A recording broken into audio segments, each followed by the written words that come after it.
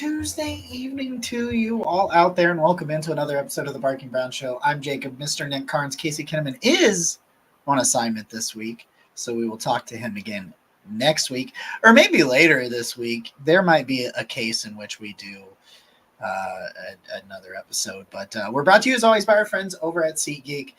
So if you want to go over there, get some tickets for any remaining Browns games, a concert, I don't know, some Cavs tickets. Maybe you want to go get some Cavs tickets. Yeah, go over to SeatGeek. Use our promo code BarkingBrowns, all one word. Get $20 off your first purchase. Nick, or if you're on YouTube, make sure you hit that subscribe, that thumbs up, and all that beautiful bullshit. Nick, what's up? We've got so many people here already. I love you all. We love you all. But you know what? I recorded like a 5-minute video today, and I put it on Twitter about how my mentality's shifting. I could come on here and yell about the Browns and about this season. I'm not going to do that. I mean, maybe I might get a little excited when we dive into our topics. Yeah, sorry. Blue Jackets tickets. You can do that too. There you go. But that's not my goal right now. My mentality has shifted. And I'm just going to open with this, Jacob. You know what? I was so angry because when we started building this in 2016, I really thought this was the end of it, especially after you have 2 11-win seasons and you extend the regime. And that's why I was so resistant, especially after all the assets you gave up and the time this is taking to build, right? And that's why I was resistant to change. But I'm not going to be resistant anymore. I'm going to look forward. There's no more looking back at Baker Mayfield, Joe Flacco, or all the picks you gave up. No. The Browns have their full slate of picks. Deshaun Watson is out for the year. It is time to look forward. It is time to look for solutions, whatever coaching staff, regime, GM, quarterback, whatever players that is and does not include. We are going to look forward. And that's my mentality from here on out, man. So even if the Browns lose on Sunday, I'm not going to come out here and yell. I'm going to say we are one step closer to Jacob's quarterback one, draft expert, draft guru, Jacob Roach, by the way. Cam Ward, QB1 season. While we're talking about it, my first big board of the season, my first top 5, cereal is soup. My first big board, which will be top 5 of every position in the class. Not going to be super in depth with those top 5s, but we'll give you top 5 of all the positions, as well as what round grade I currently have on them. Will be out probably the first weekend in November. So I'm going to collab with Mr. Jack Duffin himself and make sure we cross-check the tape with the guardrails. So for anybody that cares, that'll be over at the OBR. So we'll have that up and sometimes into Anyway, that's a thing that's happening. Anyway, you're the only draft quarterbacks. My updated top 5 quarterbacks in the draft will come out later this week, actually. I bet you're the only draft content that's going to come out with guardrails included. I know some people try to do it, but I don't think anybody does it as good as Jack. So him cross-checking me. So I peek behind the curtain. I've got an Excel spreadsheet of my rankings and my big board for the positions. I still have to do centers, and I need to do a little bit more on tight ends and safeties. But working our ways through that, so getting there. But I have an Excel spreadsheet, and there's a tab that says Jack's grade. And so it'll be like, oh, it's green if they draft him in the 3rd. And I might say, oh, but he's a 2nd-round talent. And so you'll see kind of compared to what I just see straight on tape, not considering age and other things, then compared to what they have done. Does that match up? Is it worth a reach? Is it, whatever. And I hear you. I'm sick of this Brown stuff too, right, man? Like nobody in their right mind, like even Vegas had the win total at 8.5, right? It doesn't look like the Browns are going to cross 4 with the path that they're on. We predicted the Browns to win the AFC North, right? Yeah, and I was stuck. 12 wins, I think. Yeah, I was stuck in that anger. I was stuck in it and just letting it fester, and it just was negative and terrible. And I just can't. I can't operate that way. I can't do it. So especially, and Jacob, I think the elephant in the room is obviously Deshaun Watson's injury, right? Yeah. But Deshaun Watson's injury triggers an entirely new set of goals, expectations, plans. Because It without makes it weird. I mean, because we're asking this. Sorry to cut you off, but we're asking this question: is it over? Should it be? That is what we're here to talk about tonight. And it came in a weird way because it came in the form of a very serious injury, and you never want to see those things happen. But here we are, and now we're confronted with this with another set of circumstances because you have. And I know somebody up here talked about Watson's going to start because of his almost 80 and SAP. Yeah, but there's insurance. There's a lot of stuff that's going on there. And if he's not healthy, he's not healthy. They may send him home. He may just stay home on pup. Right. I mean, you look at Kirk Cousins right now. Kirk Cousins is not healthy. He's not healthy right now. Coming back from that Achilles, he can't drive the ball. He can't move. It's can't throw the ball more than 10 yards. Watson won't even throw the ball more than 5 yards with a healthy Achilles. And it's important to note too, Aaron Rodgers got hurt, the first few series of week one, right? And he looks shaky, but he at least looks okay. Like Kirk got hurt week 8, 10? Around this time, I think. Around this time, right?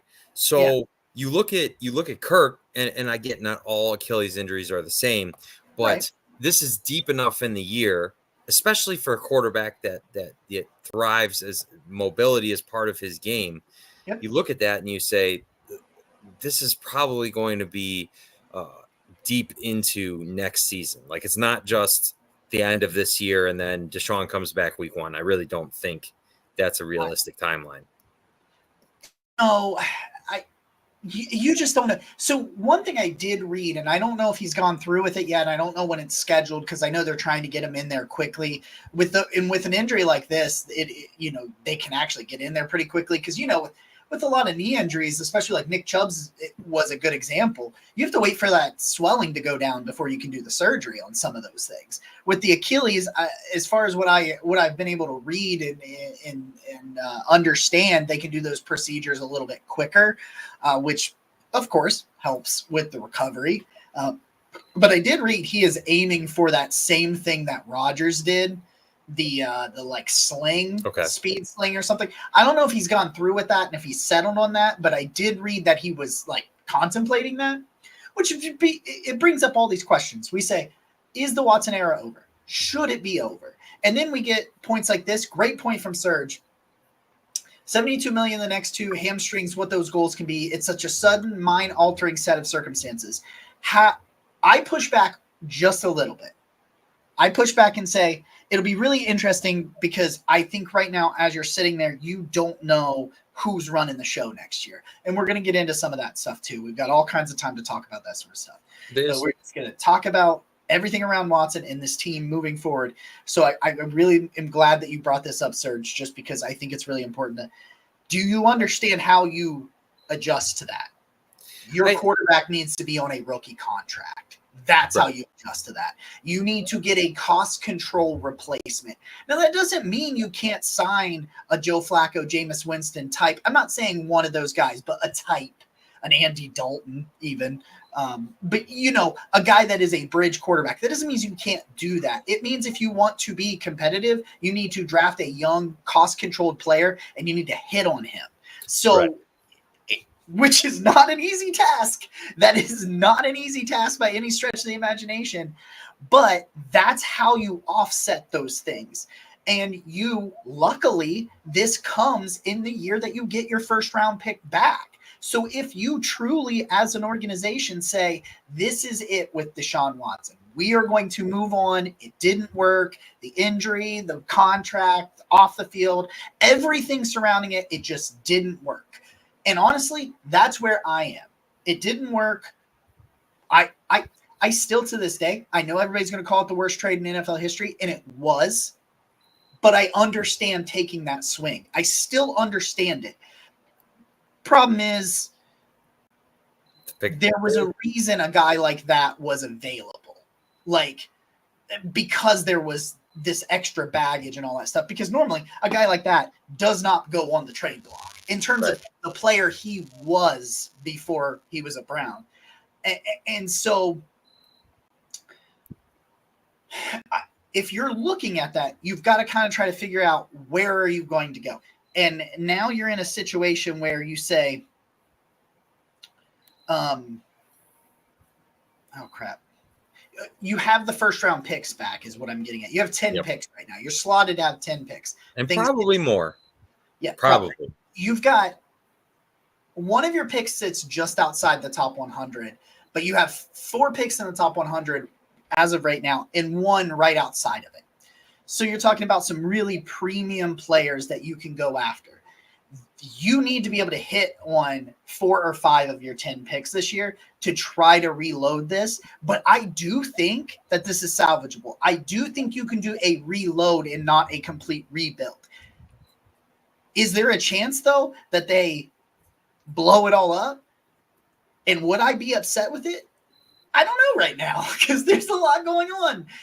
I've got a lot of thoughts bouncing around and all this stuff, but it's like, I think right now you are at the perfect crossroads that if you, like me, think this should end, you are brought to this crossroads where that option is really realistic, just because of the situation where he's going to be on the physically unable to perform list going into the season, things like that. Especially if it becomes a mutual thing, like it could be the end of him not being he could still be on the roster, but it could be the end of him playing football, at least for the Browns. Cool. And it can go a lot of ways. Let me just start here. I do not expect Andrew Berry to be employed next year. I do not expect them to trust him to make those picks. Now, we can go down the road if he is, but I think it's important to think about this because if you do, like my expectation is they're going to win 4 or less games. And if you do win 4 or less games, more than likely, coach loses the locker room. Like we've been here before, right? We know exactly how this goes. There's a mutiny. There's already a mutiny on how you look in those games. But yeah, no, yeah.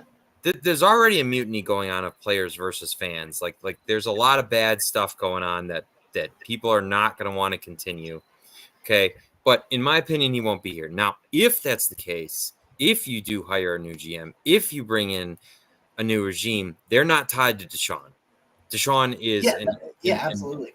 And a player coming off injury, and you don't know exactly what the timeline is going to be. It's iffy, especially we're learning that lesson this year between Jedrick Wills and Jack Conklin and how long their injuries have dragged in this year. I mean, you still haven't be ready for camp, and we got a month in the season, and we didn't see Jack. Right, we're 1-6. We're going to week 8. Still haven't seen Nyheim Hines.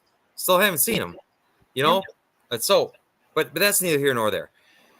So if a new regime comes in, I don't think they'll be tied to Deshaun. But even if the same regime stays in place, I think that they will look at how injuries have played out this year and say, we cannot rely on Deshaun to be healthy this year. And maybe, okay, there's part of this where it's like, if the game plan was to use more running stuff against Cincinnati, I could understand why Dorian Thompson-Robinson was your second quarterback. But I'm also a little leery about, well, number one, Jameis Winston's only under a 1-year contract. But number two, I don't know how he's going to look for the Browns. Hopefully we find out here. But if he doesn't look good, then you really do not have a bridge quarterback currently. I don't know that the bridge quarterback has to already be on the roster. I get what you're saying, though. Right. But yeah, no, I got you. I just think whether it's the same regime or a new one, they're going to be highly motivated to get a quarterback. And to me, like we were talking about Cam Ward today, number 1 quarterback on Jacob's board, I think that the Browns are going to be in position to draft him. And I just feel like looking at the situation now, where like if you had Deshaun still and he's playing, then maybe there's a chance that like he looks better than he has. But now he's done for the year, and you can't build that way. You have to build looking forward, and I think that's with a rookie quarterback, and I think that's with a rookie quarterback contract, like you said. It's the only way to balance it out. It's the only way to make it hit. not this organization and has not been able to make that selection. But I will say that this regime, if it's the one in place, well, you know, I don't even know what to say about the training staff. Let's talk about that for a second. Sure. Because I think we have the same training staff as the San Francisco 49ers. We were talking about this beforehand. Somebody posted on Twitter how the most healthy wide receiver for San Fran right now is a guy that got shot in the chest a couple of months ago. And I'm like, I was like, well, whatever, you know. And then I was, oh my God, they are. They're really freaking banged up. Ricky Pearsall is their most talented non-injured player right now, which is just insane. But you know, after their first Super Bowl, the same thing happened. They had like 20-some people on IR. I don't know what. I mean, yeah, you need to review it for sure. Yep. I just don't know what the answer is. Is it because you start asking, is it a practice thing? Are they not practicing hard enough? And then when they go into games, they're, you know, are they running at half speed in practice, then going full speed in a game and tweaking things? Like a lot of the soft tissue issues, that could be it. I'm not at practice, so I can't say that with any confidence or any certainty in any way, shape, or form. But you have to ask those questions. Is it a practice issue? Is it a training staff issue? Or is it a discipline issue with players? You've got to figure out, or is it all fucking three? Like, it could be all damn three of them, you know, at the same time, and they're just all coming to, you know, head at the same time. But that's a great question, because one of the biggest issues I think with this roster this year is that as good as it is, at no point have we gotten to see everything. Like, yeah, somebody comes back, it's like, you know, Jack Conklin and Jed get back, but Wyatt Teller's on IR. You know, and then Posick goes out, then Harris goes out, so Dunn's playing center. You need a rookie quarterback, though, dude. Like, you've got to get one in here, but you can double down. That's why, you know, you've got 2/3, you got two. This offensive line class, going into the college football season, everybody wanted to say that this offensive tackle class was kind of cheeks because it's not last year's. I would challenge that a little bit. Halfway through the college season, I continue to like the more and more tackles and guards and interior guys. I think this is a pretty good offensive line overall. It might not be superstar driven. There's a lot of guys at the top at tackle that some people think are guards and not tackles and things like that. But I think you can get a lot of really good quality young offensive linemen and be in a pretty good spot on day two. Like, you got a 2 and a 3. I would spend a 2 on attack. Like, if let's say you do the quarterback, let's say there's only 2 of them that should go in the first round based on talent, based on where we are on October 22nd. There are some other guys that have some ceilings, and I got a guy charging, coming from out of nowhere. I have a new QB4 who going into this season was QB9. Wow. 10. So that'll come out later this week on the OBR. But if you take, you know, say it's Shadur, say it's Cam Ward, whichever one's your QB1, I can make a case for both of them. Cam Ward's my QB1, but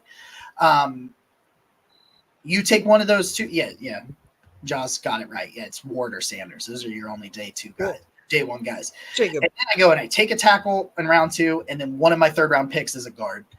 I would do it. And I know that's crazy to put all of that on, you know, multiple rookies out there, but like, you still potentially have Wyatt Teller, you potentially have Posick or Luke Whippler, and you got some options at right tackle with DeJuan or Jack Conklin. But I think you get a rookie and you retool the offensive line. And interestingly enough, talking to Dan Sykes and some other people, a guy I interact with a lot on the OBR's forums, there are some really nice offensive linemen set to hit free agency. And I mean, if you're like, man, give me 1 or 2 years. If Garrett Bowles, I know he's in his 30s now, but if Garrett Bowles makes his way out of Denver.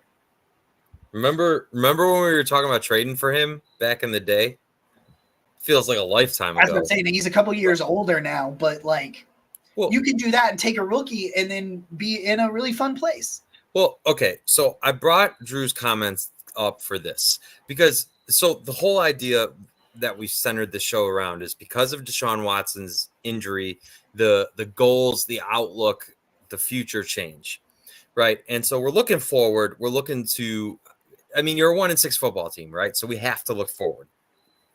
So the reason I brought Drew's comment up, and Drew, great stuff, is that I was having debates with people on Twitter today over the idea between you draft a quarterback in 2025 and you just try to keep competing, or do you build up the offensive line, build up the skill position players in 2025, trade down maybe to acquire some extra picks, and then leave your fate in the hands of the 2026 draft to try and get You your have order. no idea what is coming in this is why I hate that argument.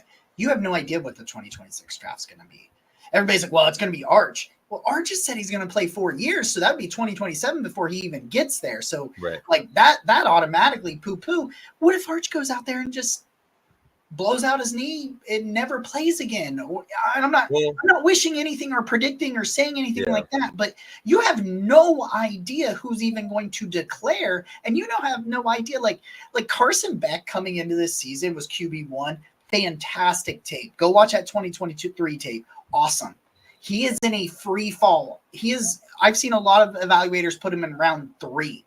So if you wanted to say skip last year's draft because you were going to get Carson Beck, well, Carson Beck doesn't look like an NFL quarterback right now. Well, how do we know that doesn't happen to all the prospects next year? And hear me out, Jacob, because I think this is an important piece as the college football landscape changes.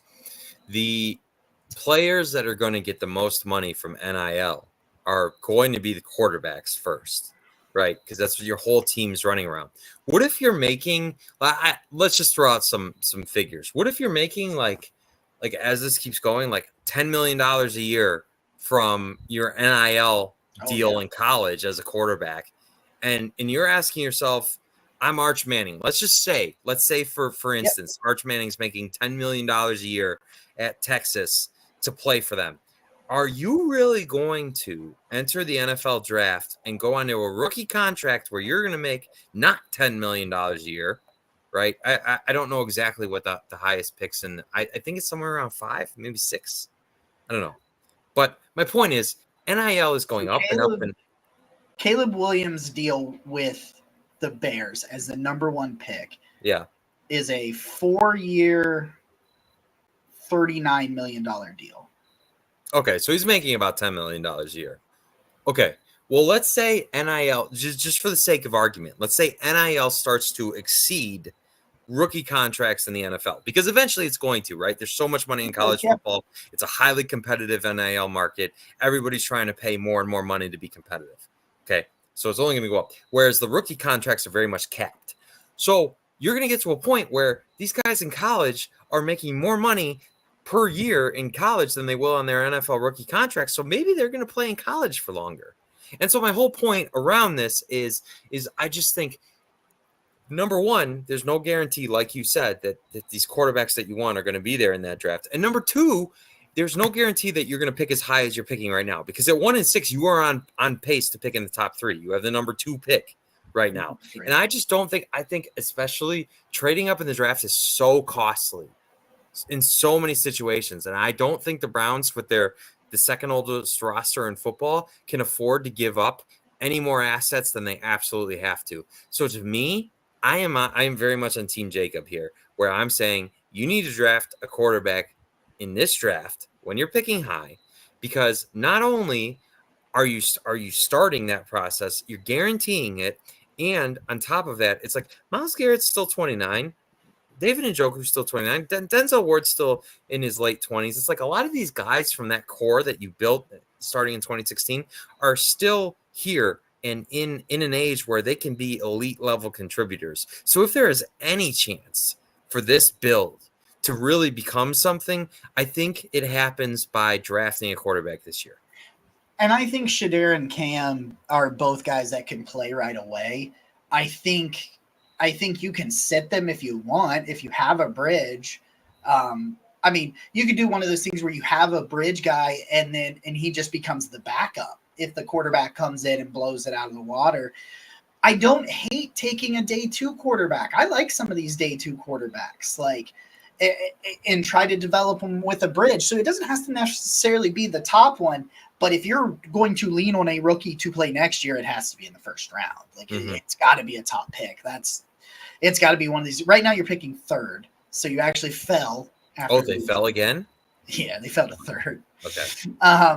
But like if let's say you fall to like 5, because if you fall to 5, I have a pretty good feeling those 2 quarterbacks are gone.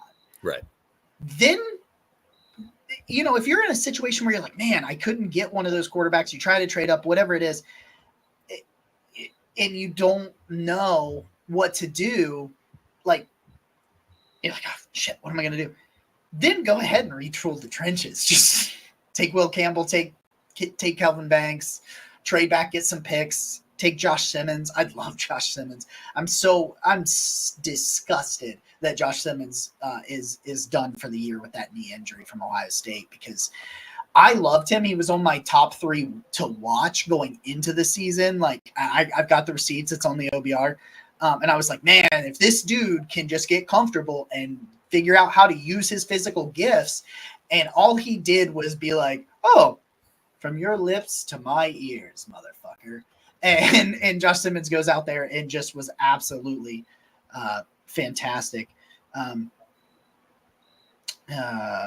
me see here. I wanted to look up something about Josh Simmons. Hey, you know what, Josh? I just want to say, if the Browns ended up in a situation where whatever bridge quarterback they got, it was playing Sam Darnold level football, I would run in the streets yelling. Because not only do you have a first-round pick who is now in the rarest situation in football where they actually genuinely get time to just – I know J.J. McCarthy's hurt, but Sam Darnold was set to start the year for them, right? So Sam Darnold's level of play is not getting him benched in Minnesota, right? They're right there competing for the division. It's such a weird. It's very weird, but it's the ideal scenario, right? It's the Jordan Love scenario. It's the Patrick Mahomes scenario. It's where you drafted this dude in the first round and he just gets to sit there, something that almost never happens in the NFL. And I think quarterbacks do. That he got hurt, but yeah. Right. But you know what I'm saying? Like that is such a valuable situation where they just get to learn with no pressure, at least to me, because that's how it used to be in the NFL. Before it was like this like instant results type thing. You drafted a quarterback high, and a lot of times you just let him sit there behind whoever the veteran was. And we've really lost that in today's NFL. But I think if you can generate a situation, I don't know who our quarterback would be. Let me ask you this question, because we're all over the place on this damn episode. That is what it's like right now. And maybe we'll talk about a game. You know what? I do want to say something first. Yeah. No, I see you. I see it, Brian. I'm not doing that. Hell, you want to get nuts? Let's get nuts. All right. Jimmy, but I don't want to do that. MC doesn't want to do it either. That would certainly be something. Here's the thing, too. If letting first year quarterbacks sit and develop, I think there's a lot of quarterbacks that you can get in the second and third round that are going to have second and third round grades that are perfect for that have these talents. Like my steady right, it's Garrett Nussmeier. I think if you could take Garrett Nussmeier from LSU and sit him for a year or two, I think he could be a phenomenal player. I think he'd fit great into Kevin Stefanski's system. He's quarterback 4 for me after being like quarterback 10 going into the season. So, But yeah, I think you could take a guy like that. You could even take Carson Beck and try to figure out what happened. I know, he losing Brock Bowers does hurt, but and Ladd McConkey, but that's a little. So to bring it back to Deshaun Watson, I did want to say that both things can be true. If there were fans that cheered that injury in the stadium, that was wrong. Yeah, it sucks. You should not have done that. Don't do But that. I think the trying to make Deshaun like this victim. Myles Garrett called him a model citizen. Come on, dude. Come on. I don't want to look backwards, but bro, like it's bad enough when Kevin Stefanski is sitting there and he's like, Deshaun Watson gives us the best chance to win, and it's like this is literally a historically bad offense. Okay, His so if name you're is gonna right next to refuse, Jamarcus Russell on something. like if you're gonna just refuse to change anything, and then you're just gonna say Deshaun Watson gives us the best chance to win, you're just spitting on us, right? Like that's I can't stand that. So excuse my childish remarks, but at the same time, it's like. It's just so stupid. Model citizen, huh? Model citizen. I understood being like, hey guys, don't cheer for that. Right. That's fine. That's say it. totally fine. Say I'm disappointed in the fans. Whatever. Yeah, it's valid. And from what I've heard from people there was a lot of clapping, ceremonial clapping when he was on the stretcher, which is what you're supposed to do. And then I heard some people say that they thought that the people around them didn't realize he was hurt. I actually talked to a guy on Twitter who thought it was a faked injury just because he didn't see the replay of it.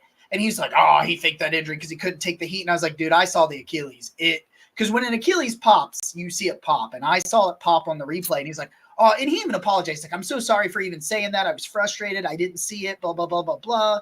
And I think that happened to a lot of people, got caught up in the moment. And it was just like, everybody was just so frustrated at this whole situation because essentially what we were told from the front office, the coaches, whoever, when this situation started, they told us that all of the off the field and all of this stuff was going to be worth it because the product on the field was going to be better. That is what they told us by making that move. I don't agree with that. I don't agree with that at all. I never go listen to the episodes. Listen to the episode right before they traded him. Ken Carman went on what channel is that? Is he on Fox? Yeah, or Fox. Yes, it's Fox. Is that what you said? He's on Fox. He's on Fox. So he went on there and he did his little corner and stuff, and he basically said he wants to teach his sons not to be pigs, and that was him saying, I don't want the Watson. I was right there and said the exact same thing. You agreed with me. We both agreed with Ken Carman. Yep. But we got forced into it. And then when you get forced into it, they're like, well, but he's going to be good. Not only did he get forced into this situation with this guy that has questionable off the field stuff, and I'm not getting into any of it. I'm not going to say, oh, he's guilty. Nope. He's innocent. He's idiot. I don't give a fuck. He came with that stuff, period. Rather it's right, wrong, indifferent, I don't care. He came with it. But you said, don't worry, because he's going to be this. He was the worst quarterback in football this year. Worst quarterback. You still haven't scored 20 points. He never threw for 200 yards. It was awful. It was until that final drive, which is so insane. He finally started to look like he was opening it a little bit because he wouldn't throw the ball more than 5 yards. He was just dumping. He stretched it a little bit, made a few plays, and then he tears his Achilles. And it's like, well, Jacob, feel for him because he felt like it did look like he got into a groove, and you're like, well, that really sucks. But he was historically bad. I want to ask you a question. This is where this started, and I didn't get to it. Okay. Is there any reason to play him again? Because my question is the Deshaun Watson era over? Should it be? So what I'm actually saying is, can you give me a reason why it shouldn't be over? Because I don't have one. No. It was the worst offense in football, right? So unless okay, so obviously Deshaun's going to be on your roster, right? Because his money's guaranteed. I agree with Chris. Newsom did have a good response about that. Obviously, Deshaun's going to be on your roster because his money's guaranteed. Yeah. So if he shows you something in camp, like maybe you get a new coach. Maybe you get a new coach, you get a new scheme, a new whatever, right? And maybe he shows you something in camp that says this guy should be our bridge quarterback. I can't see that happening. I can't see him being ready for week 1, although I'm sure he's going to push to be ready for week 1. Yeah, maybe. I don't see it. I don't see it. I don't think so. I think that they traded for Deshaun Watson with the baggage under the assumption that they were going to get great football, and they didn't. And the cost that baggage comes with, like, let's just be honest, the cost that baggage comes with is not worth it if he's not giving you elite football. And he was so far from that that I don't think the team is going to decide it's worth it. I think they're just going to cut their losses. And I know it's grimy. I get it's grimy, but that's what they did. They said, this dude can be our Ben Roethlisberger, where people will look past whatever baggage he has because we're winning football games. Well, that ain't happening here with Deshaun Watson. And when that doesn't happen, suddenly the cost is miles more than you thought it was. I don't know. I'm done with it. I'm done with all that. I just want to say this in terms of cost. I have real life experience with the cost of it because you know this, and I think I've told the audience before, but I go to one away Browns game a year. I'm going to New Orleans this year. For 8 years, there were 12 of us. There's now 10 of us. 2 of my lifelong friends, who are also lifelong Browns fans, are no longer Browns fans because they traded for Deshaun Watson. They're not coming back. We were just at a wedding. One of my buddies got married, and it's that same circle. And I was talking to them, and I was like, well, what if Deshaun Watson wasn't a quarterback? Would you come back to Browns fandom? They're not coming back. I mean, maybe that'll change, but they say they're not coming back. And they've been gone since he came here. And it's like, there's so many more costs that you can't objectively measure. I know it's not the right way to say it, but there's so many costs that you can't measure that have come with this. I just think that they need to move past it. I don't know, even if it's a new regime, a new coach, I don't know how you convince a locker room to run him back out there next year. Like if that's what you want to try to do, if you say, yep, it's still salvageable, I don't think it is. I wish this never would have happened. Here we are. It is what it is. Yep. We've got to figure – he's going to get his money either way. I know Jack Deffin over at the OBR has also talked about just running a 52-man roster and sending him home. And interesting enough, now he will probably be on the physically unable to perform list, and that they could have something behind the doors and they just tell him to stay home. I don't know. If I'm him, you don't have to ever play again if you don't want to. Hey, you're still owed like $100 million over the next 2 years or whatever it is, you know. And it's like, I don't know. Like, is it worth it? Is the aggravation and the rehab and like everything that you have to do worth it? Could he be the one that says I'm done? Like, he's going to want to keep cashing those checks. And to be honest with you, I don't blame him. If somebody offered me that and guaranteed I was going to get it, I would want it. Yeah. But he may say, I'm just going to sit it out. And they may designate it, because when they can really cut him is post June 1 of 26. So a year, a season and stuff. Yeah, man, you never love that. That was rough. You could see, because Watson, he's a competitor from that aspect of it. That's all his teammates have ever talked about. They think he's a good leader on the football field and things like that. And you could see the frustration of a frustrating season and knowing, like, if you're ever going to be that dude again, you're going to have to battle through a rehab process and a lot of whispers about how bad you were and all of this stuff. No, I'm with you, Chef. I'm with you, Brian. I know you're talking about the defense. I think you can keep most of this defense. I think you trade Za'Darius. I would trade Za'Darius Smith and let Isaiah McGuire play, because the dude's been playing out of his fucking mind, and he's only getting like 19 snaps. But I think you can get younger on defense, but I think you can keep most of it in place.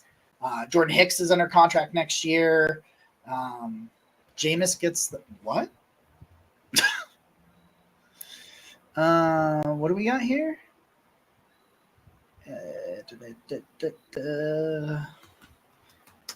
Nick, say something while I look this up.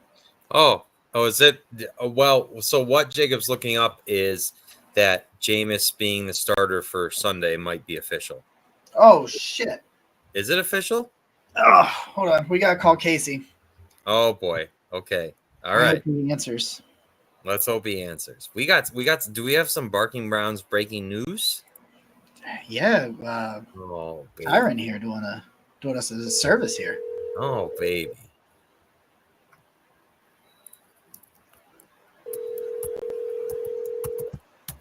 Let's see if he answers. He's on vacation.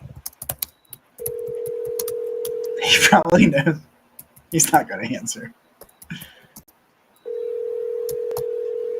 Yeah, we do. So, sources, according to Jordan Schultz, sources, the Browns do plan to start Jameis Winston at quarterback.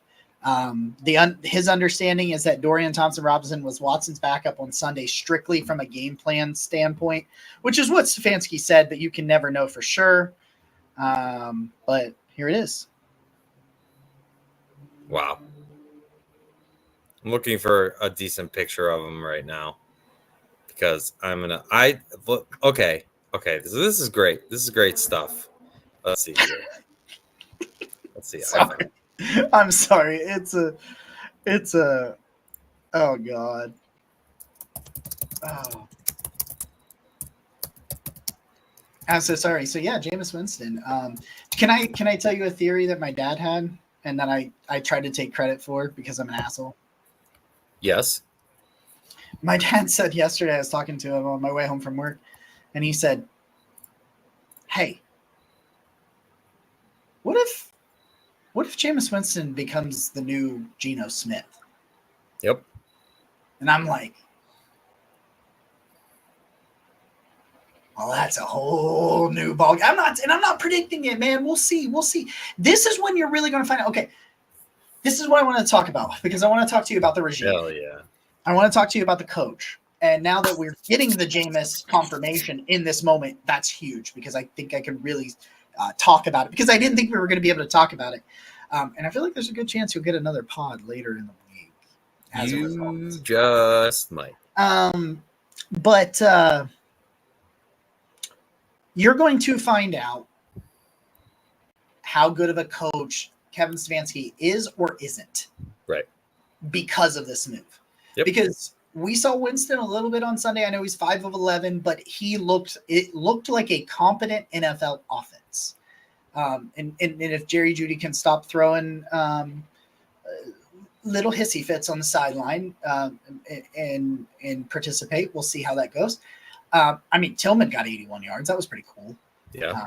He was fed by DTR, though. You could see DTR's like, that's my only dude I have a rapport with from high school and blah, blah, blah. And he's like, I just got to feed him. And he was just chucking him targets. Yeah, David Njoku will probably eat. Jameis will throw it downfield. So yep. You can't say he's not going to limit you in what chances or an opportunity he's going to take. If they go out there and they're an NFL offense, and I'm not saying they're going to win a bunch of games and get into the playoffs because you're going to have to show me competence before I even think about that idea. And you're 1-6, so that ship's pretty well sailed. But if they go out there and look like a competent offense and it starts to lean towards, hey, if we'd had an NFL quarterback all year, first off, it's going to piss me off because why the hell didn't we do this sooner? So yeah, I'm going to be very upset about that.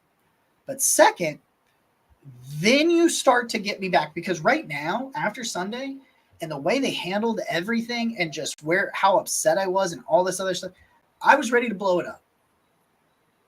The good thing is we get 10 more games to make that decision. So we're going to get an even bigger body of work and we're going to get it with a different quarterback because that's what really we want to see. Because people are like, well, you told me any other quarterback and DTR struggled. No, we said a competent quarterback and DTR was in over his head. We saw that. Kid just wasn't ready. And so if he goes out there and Winston gives you competent quarterback play and the offense looks competent and you're going to go, well, it was the quarterback. It was a quarterback. And if that's the case, I'm back on board of keeping Kevin Stefanski. We can still have a conversation about the GM, but I know our co-host Casey Kinnaman has told us that he doesn't think anybody's on the hot seat. Rather they should or shouldn't be, he doesn't think they are. That's what I was told from him. So I don't know. I think this starting Jameis is best case scenario for trying to evaluate if you need to move on from your coach. I agree. I just tweeted out while you were saying that this is the audition for Winston to be in Cleveland long term. This is the opportunity. What did I say? This is a case for Stefanski to keep his job. It will be cinema. And one way or the other, we're going to find out. We're going to find out if Jameis Winston should be in Cleveland long term. We're going to find out if there's a chance, because he's 31. He's 31. I was having this debate with somebody the other day. That's not that old for a quarterback. Jameis Winston could absolutely ball and get What? What happened? What? Tell me. Hello? What up, yo? Hey, you're Casey. calling into the Barking Brown show here. Casey, you are live, Barking Browns. Hey, we had something to tell you. All right, what's happening? Jameis Winston is starting, brother. What? Come on, let's go. Let's go. Time to be fun. I told you we had to call. Can you hear him? Can you guys hear him? Oh, yeah. Oh, we can hear him. They can hear you. I was making sure they could hear you. What's up? What is up, guys? That is the best, dude. That's Casey, I knew love you were you. busy, but I was like, I gotta call him. Yeah, Jordan Schultz reported it that the DTR thing was truly a game plan specific thing for Cincy. That's what their plan was, so that's why it happened that way. That's at least what is being said now. But yeah, man. That's what's being said now. Yeah. Yeah. Let's go. Yeah, we don't fucking know. But yeah, that's it. That's all I wanted to tell you. This is awesome. Thank you. Appreciate it. That's awesome. Everyone out there. This is what great. we're waiting on is the moment. I'm so excited. It'll be fun again. We can look forward to Sundays. And let's go. All right, brother. Let's go. You go enjoy your vacation. Enjoy your vacation, Casey. He called me back, and I was like, well, we got to put it on there so he can hear it. I'm going to call him Air Jameis. Huh? Air Jameis? It's just, and you know something, MC talking about, if only we weren't playing the Ravens. Yeah, that's a pretty good defense. But it's a pretty good defense, but, I feel like, yeah, Chris, great point. It's going to open things up for the running game because somebody will push the field downfield. Ryan says the Ravens play down to their competition a lot. We got that going for us. I just want to see it, man. I just want to be entertained. And starting him for his post-game pressers alone is probably going to change the entertainment value of the season. I love it. I think Jameis Winston is the best suited to run what Joe Flacco, who is the last quarterback to pass for 300 yards in this offense and did so a whole bunch of times in his starts. Okay. By the way, I think Jameis Winston will be the best version of this Browns offense. I think Jameis Winston will make it. He'll make it watchable. I think Jameis Winston will make it inarguable that he should be the starter for the rest of the year. That is what I think. Chris is calling his shot. I'm betting the Browns. What's the Browns? Okay, hold on. Live. I've actually been having a really good time betting lately. I bet Russell Wilson. Okay, so let me make this very clear to everyone. If I'm going to be in pain, I'm going to profit off of it. So I bet Russell Wilson's passing over. They're at +9 right now, Ryan says. I'm in. I bet Russell Wilson's passing over, George Pickens receiving over, and George Pickens touchdown. Little parlay. Hit a nice little juicy juice because you're not going to profit off my pain. That is the Cleveland Browns +9.5. We are locking it in. We are vetted. I wonder if that moves now with the Jameis. 9.5. I wonder if that moves. Tweet that out too. This is great. There we go. Well, I think that's a great place to end this show. I'm so excited. You have no idea. I think it's a great place to end this show. I think it's a great place to end the show. I think it's a great place to end the show. Jameis is coming. All shall be well. This is going to be the best the Browns offense looks.